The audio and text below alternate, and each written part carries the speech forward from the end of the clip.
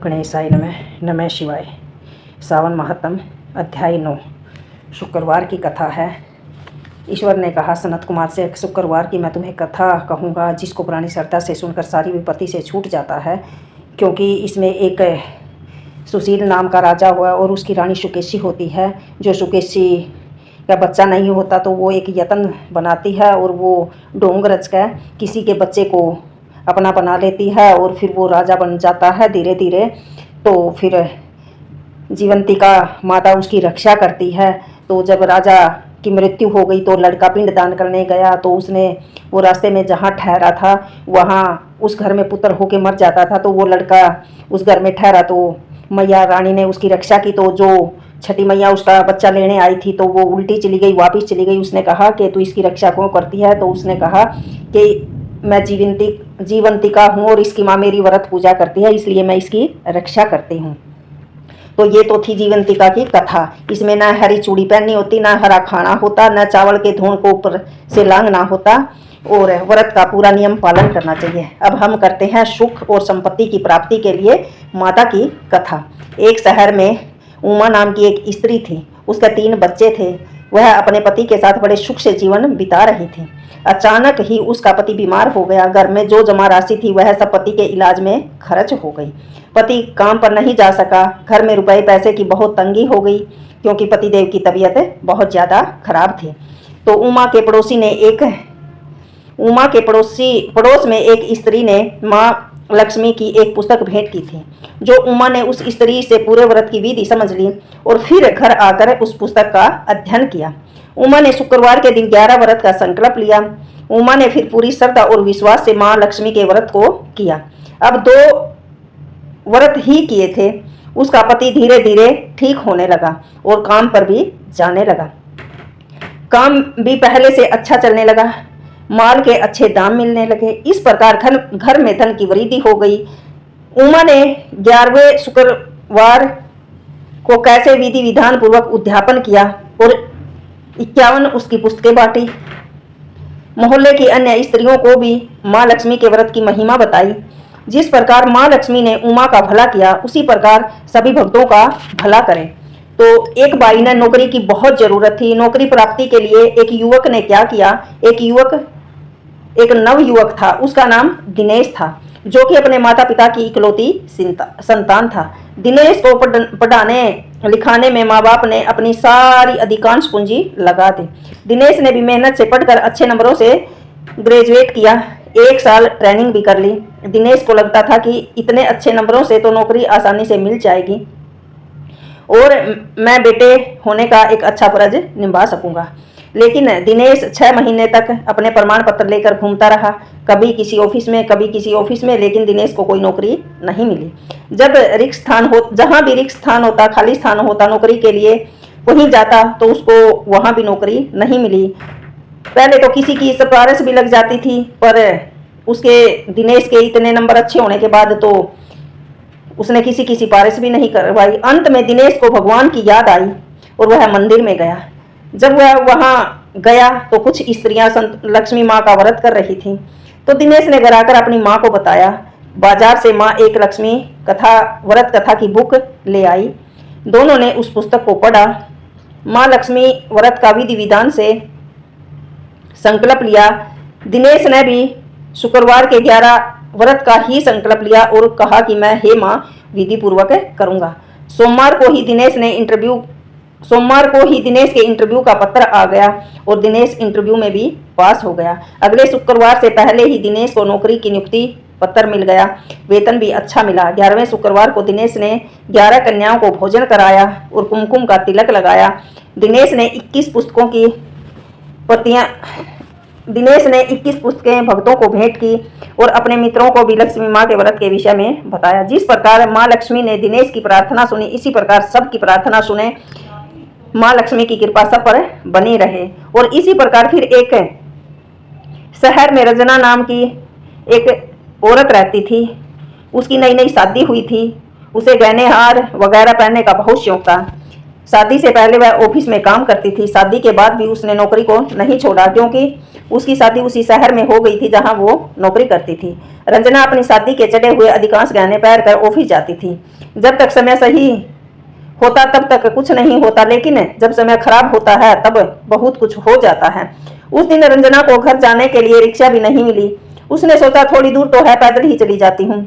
एक आदमी जो बहुत दिनों से रंजना के गहनों को देख रहा था, उस दिन उसे मौका मिल गया। वह रंजना के पास आया और उसे चाकू मारकर सारे गहने उतार कर ले गया। रंजना को उस दिन अपनी गलती का एहसास हुआ। उसने घर जाकर अपनी सास को सारी बातें बताई। उसकी सास को भी लक्ष्मी माता पर बहुत विश्वास था, इसलिए उसने रंजना को माँ लक्ष्मी व्रत को करने को कहा। साथ ही पुलिस थाने में रिपोर्ट भी लिखवा दी। रंजना ने शुक्रवार को 21 व्रत रखने का संकल्प लिया और सायंकाल को पूरी विधि विधान से माँ लक्ष्मी का पूजन किया। सोमवार को ही पुलिस थाने में खबर आई अपने गहनों की पहचान कर ले। तब रंजना पुलिस के पास गई, देखा तो उसके ही गहने थे। रंजना ने घर आकर गहने माँ लक्ष्मी की तस्वीर के आगे रख दिए और फिर 21 शुक्रवार को 21 सौभाग्य स्त्रियों को खीर का प्रसाद दिया और उनके माथे पर सौभाग्यशाली कुमकुम लगाया और कहा कि जैसे मेरी मनोकामना पूरी की है, माँ सबकी मनोकामना पूरी करिए। और 21 प्रतिमा माँ लक्ष्मी के व्रत की कथा की भेंट की। माँ की महिमा का गुणगान तो किया ही नहीं जा सकता। इसी प्रकार एक बहन का संतान नहीं थी, तो उसने भी माँ लक्ष्मी के व्रत का इसी प्रकार संकल्प लिया। अब आगे ये कथा। एक शहर में रामपाल नाम का एक सेठ रहता था। उसकी पत्नी का नाम मालती था। उन दोनों की शादी को 11 वर्ष बीत गए, लेकिन उनका कोई संतान नहीं हुई। सेठ रामलाल का व्यापार बहुत अच्छा चल रहा था। जितना सेठ रामलाल कमाते थे, उतना ही धन कमाने की लालसा और बढ़ जाती थी। धन कमाने के कारण उन्हें अपनी पत्नी की इच्छाएं भी नहीं दिखाई देती थी। वे सोचते थे कि पत्नी को गहने कपड़े से ही लादना यही कर्तव्य है। मालती देवी पिछले 10 साल से संतान की आस लगाई बैठी थी। डॉक्टरों को भी दिखाया, वे भी सब ठीक बता रहे थे। यही सब बातें सोच सोच कर मालती बहुत उदास रहने लगी।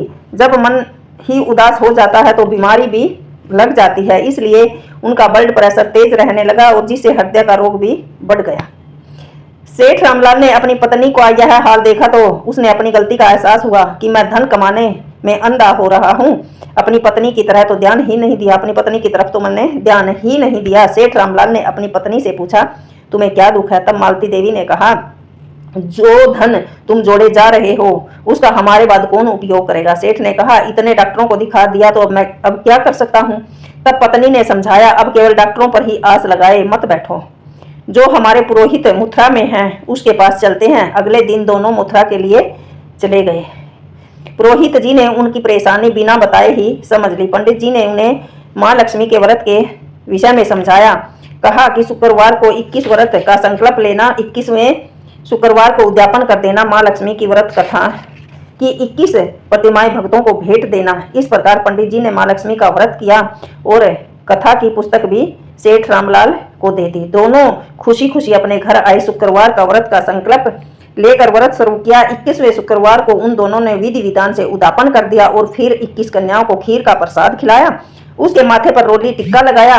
21 पुस्तकें माँ लक्ष्मी की कथा की भेंट की। 21वें शुक्रवार को 9 महीने बाद सेठ रामलाल को भी पुत्र रतन की प्राप्ति हो गई। दोनों अपने पुत्र के साथ खुशी खुशी जीवन व्यतीत करने लगे। माँ लक्ष्मी ने जैसे उनकी मनोकामना पूरी करी, हे मेरी माँ मेरे सभी बहन भाइयों की इसी तरह मनोकामना पूरी करे। ओम लक्ष्मी विष्णु नमः। बोलो जीवंतिका मैया की जय। तो 9वां अध्याय संपूर्ण। जय लक्ष्मी माता मैया जय लक्ष्मी माता, निस दिन तुमको ध्यावत निस दिन तुमको ध्यावत, हरे विष्णु विदाता ओम जय लक्ष्मी माता। ओम रमा ब्राह्मण तू ही जग माता, मैया तू ही जग माता। सूर्य चंद्रमा ध्यावत सूर्य चंद्रमा ध्यावत, नारद ऋषि गाता ओम जय लक्ष्मी माता। दुर्गा रूप निरंजन सुख संपत्ति दाता, मैया सुख संपत्ति दाता। जो कोई तुमको ध्यावत जो कोई तुमको ध्यावत, रिद्धि सिद्धि पाता ओम जय लक्ष्मी माता। तुम्हें बिन यज्ञ न होवे वस्त्र न पाता मैया वस्त्र न पाता। खाने पाने का वैभव खाने पाने का वैभव सब तुमसे आता ओम जय लक्ष्मी माता। सुबह गुण मंदिर सुंदर शिरोधि जाता मैया शिरोधि जाता। रतन चतुर्दश तुम बिन रतन चतुर्दश तुम बिन कोई नहीं पाता ओम जय लक्ष्मी माता। मैया जय लक्ष्मी माता। माँ लक्ष्मी जी की आरती जो कोई नर गाता मैया प्रेम सहित गाता। कहत हरि हरे स्वामी कहत हरि हरे स्वामी पाप उतर जाता ओम जय लक्ष्मी माता। मैया जय लक्ष्मी माता। ओम गणेशाय नमः। बोलो दुर्गा मैया की जय, बोलो जीवंतिका मैया की जय, बोलो लक्ष्मी मैया की जय। ओम नमः शिवाय। ओम पम पार्वते पते नमः। राधे राधे।